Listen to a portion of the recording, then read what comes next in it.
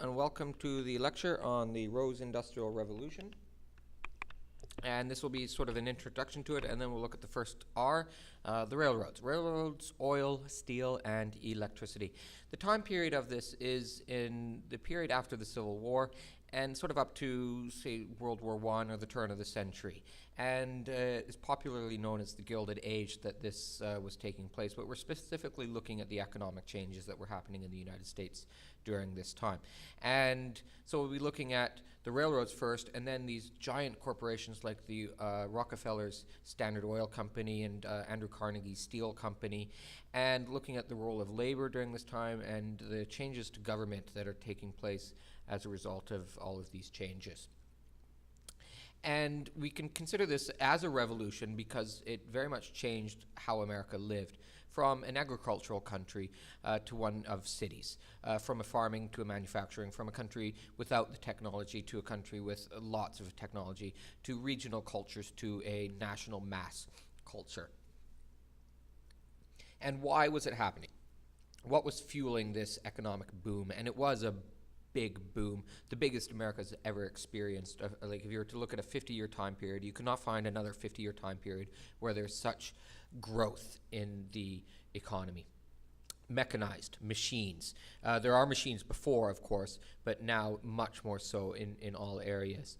Accelerated technological development, meaning like one advance is leading to another advance, which is leading to another advance, and it snowballs the technology, and that's still continuing to this day, the advancements and improvements in technology. Large labor pool, cheap labor. And where is it coming from? Most of it's coming from Europe, Southern Europe, Eastern Europe, and also from places like China, Mexico, and through natural reproduction as well, and also from farms. As farms needed less labor in the agricultural sector, many young people are growing up in the farms and they come of age and say bye to the farm and move to the cities in an exciting new world there.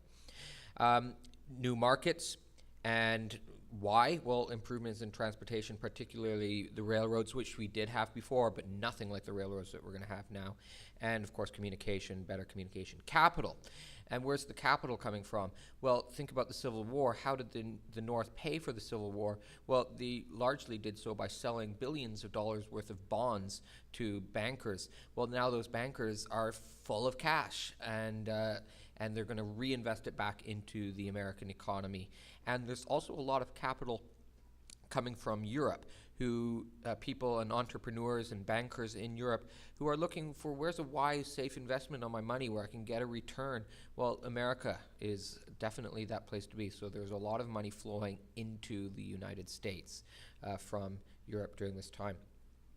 And finally, the business model. The corporate model is the model, and replacing sort of the previous most common business model, which would be the partnership, where a couple of people decide to pool together and run a company. Well, under a corporate model, you can be bigger because you're more efficient, and you can raise large amounts of capital through the selling of your stock, and this becomes the way to go during this time. And still today, the corporate model is definitely the most dominant and most common company form. All right, railroads, and a railroad boom during this time of railroad construction. This graph is showing the kilometers of track. So in the entire world in 1889, there's 600,000 kilometers of railroad track around the world. And in the United States, just under half of all railroads are in the United States, more than all of Europe combined, which was also going through a big railroad construction phase in Germany and France and elsewhere. So quite clearly leading the world in railroad construction. And we can see here it's showing a lot of the new lines that were being built during this time, and we can see connecting east to west. So previously, this is about as far as the United States population went. Well, now all the way across here, and across here. And railroads need a lot of investment up front. And so if we look at this, it's a risky, capital-heavy investment, so you got to have the government to help to fund it or subsidize it. The government, the national government, is the only institution capable of taking on this risk and to put up the money up front. And it's not the government who's going to build the railroads. Private companies will build it, but they will be provided with sort of a subsidy or like a help from the national government, and most often in the form of land, which is something that the national government can give them. And so this is sort of showing the land that was given to them on either side of the railroad track. Now the land's not very valuable, but in time, if you build a railroad along it, that will become very valuable land. So the railroad companies can sell that land that's been given to them to raise the capital that's necessary to build the railroad, and without the risk that you're going to lose everything if your railroad is unsuccessful, which some of the railroads were not very successful. Now, governments, the national government also put in incentives, monetary incentives, to get them built faster. And so they really worked the work gangs to go at a really fast pace. And who's building the railroads? Irish and Chinese, for the most part, as the cheapest source of labor available. They needed lots of workers, and they needed them as cheap as they could, so they're getting the people who will take any job that's available to them. And yeah, really, really pushed. And they built it really fast. Connected the country. We got an integrated national market unlike anything before. And because the railroads are consuming so much steel and coal, it's leading to those industries really going through a big boom. They're major consumers of them. The tracks are made out of steel, and the fuel is coal on the trains.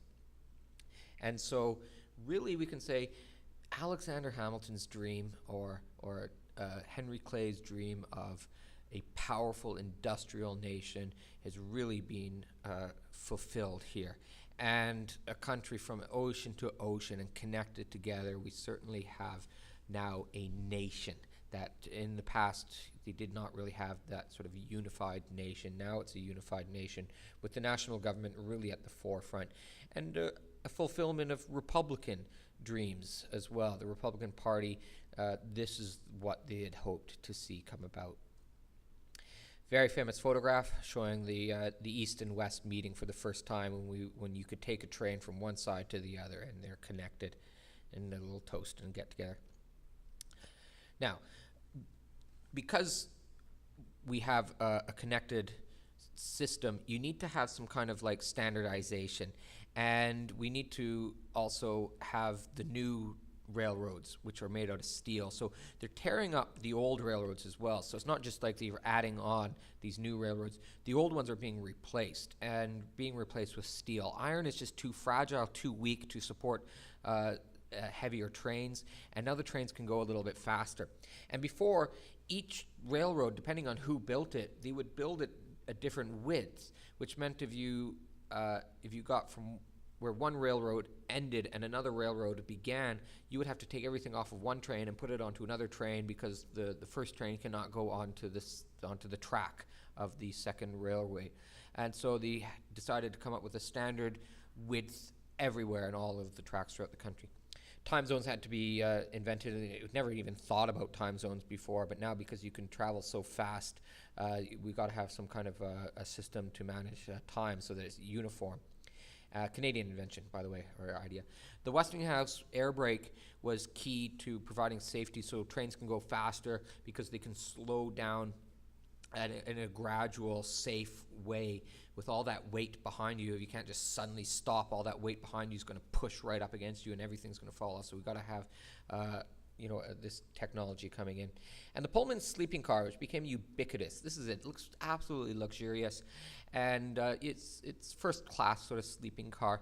And it's sort of representative of these trains. You're traveling in style on them.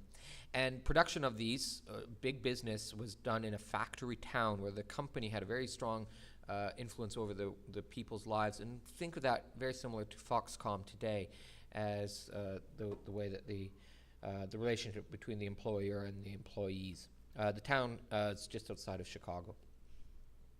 Revolution, and this is a revolution. They're the nation's biggest business. They employ more people than anybody else. And all the people who work in the stations, to run the trains, the mechanics, the engineers, not to mention, the side effects as well of other industries.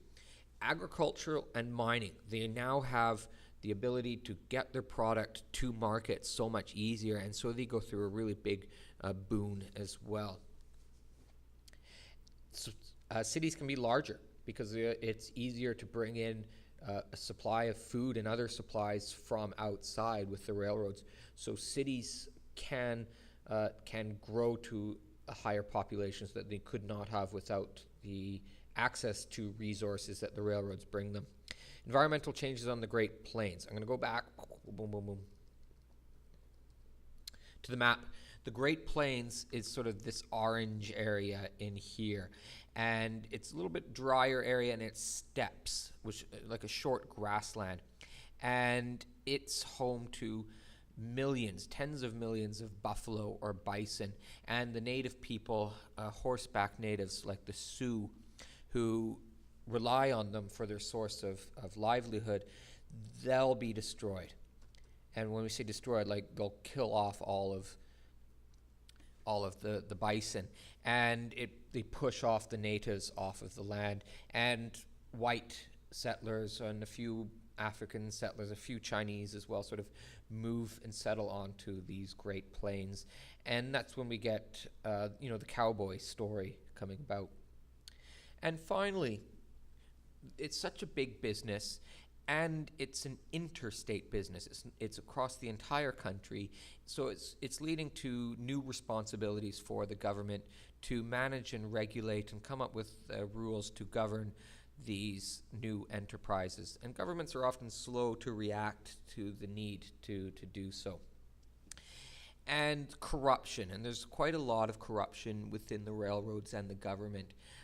They're providing them, of course, with all of this land, and then where are we going to build the railroad? Will depend on which land is going to become more valuable, and you can the companies could inform politicians or other people of what's the good land that in 10, 15 years is going to be very, very valuable, and you can buy it now from them for cheap.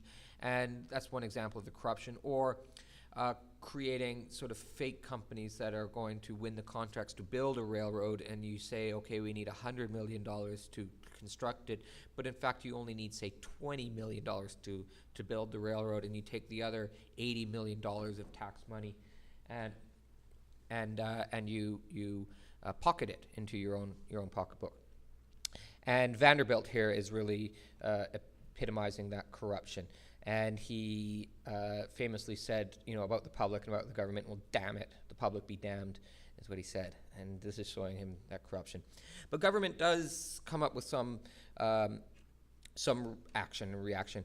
And it's sort of forced upon them by a Supreme Court case known as the Wabash case.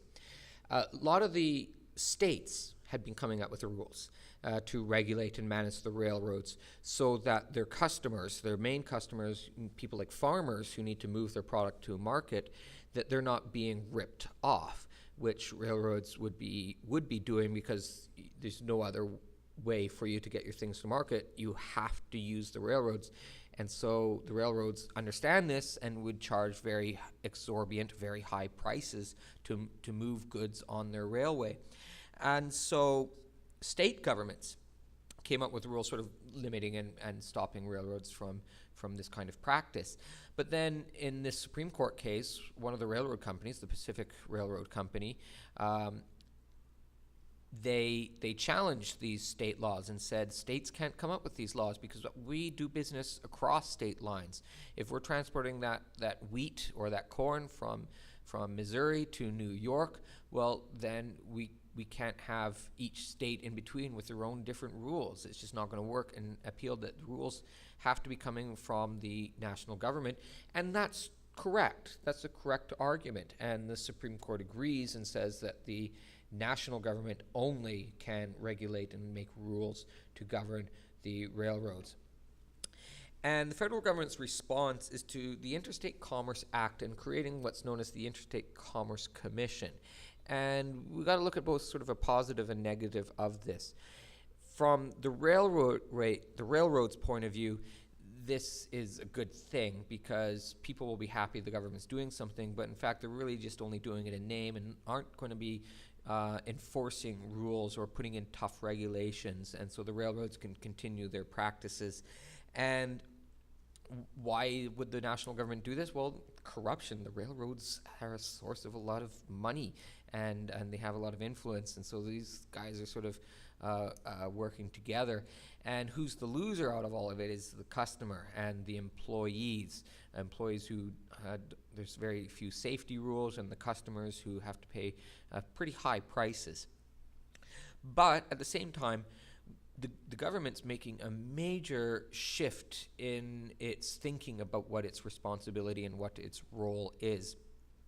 And for the first time, really sort of saying, yeah, we do have an important role to create rules and to manage the economy a little bit. So at this time, they're not really doing much, but there is the precedent and the idea that in the future they can take on a bigger role. But for the most part, during the Gilded Age, during this period, the government is very much working with the business community to have as few regulations as possible, and the idea of laissez-faire, hands-off free market capitalism is very much in style amongst the business world and among the government as well. And there's a lot of corruption between the government and the business community, with the biggest losers being the consumers and the employees at this time. Okay, thank you very much for listening. The next lecture will look at the steel and the oil industries. Thank you.